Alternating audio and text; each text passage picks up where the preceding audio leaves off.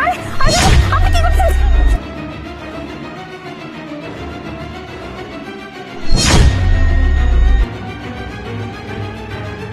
ঠিক আছে স্যার। কি ব্যাপার প্রিয়া, তুমি এই জায়গাতে বসে পড়লে মানে কোনো সমস্যা? না না আরে আমার তেমন কিছু হয়নি। আর বলো না, ওই যে একটা পাগল আমার শাড়িটা খুলে দৌড় মারছে, আমার মান সম্মান সবগুলো। তুমি তাড়াতাড়ি শাড়িটা নিয়ে আসো, যাও। কি বলতেছো তুমি এসব?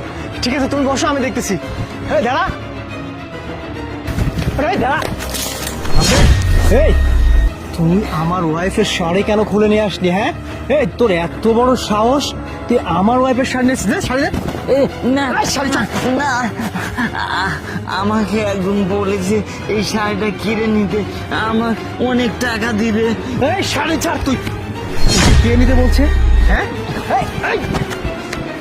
কি ব্যাপার? এই পাগলটাকে আবার কে বললো আমার ওয়াইফের শাড়ি খুলে নিতে?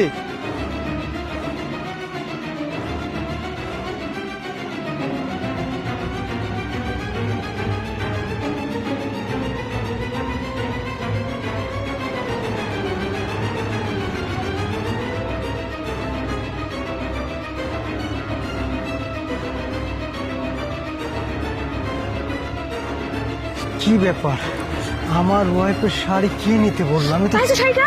হ্যাঁ প্রিয়া, শাড়িটা পেয়েছি। আরে আবে, এই, এই,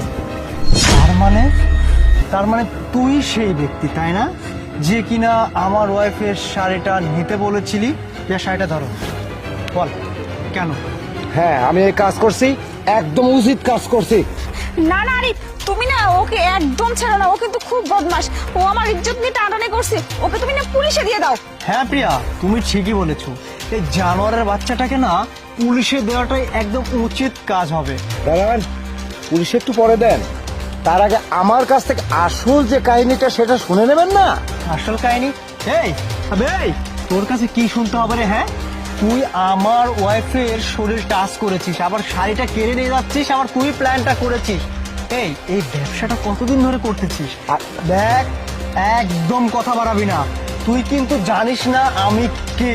আমার পরিচয় পেলে না তুই এখনই এখান থেকে পা ধরে মাপ চেয়ে বাড়ি ফিরে যাবি। আপনার সব ঠিক আছে, পরিচয় ঠিক আছে, আপনি আমাকে পুলিশে দেন, সব ঠিক আছে, কিন্তু আপনার স্ত্রীর ভেতরের যে আসল রহস্যটা সেটা আমি খুলে দিতে চাই।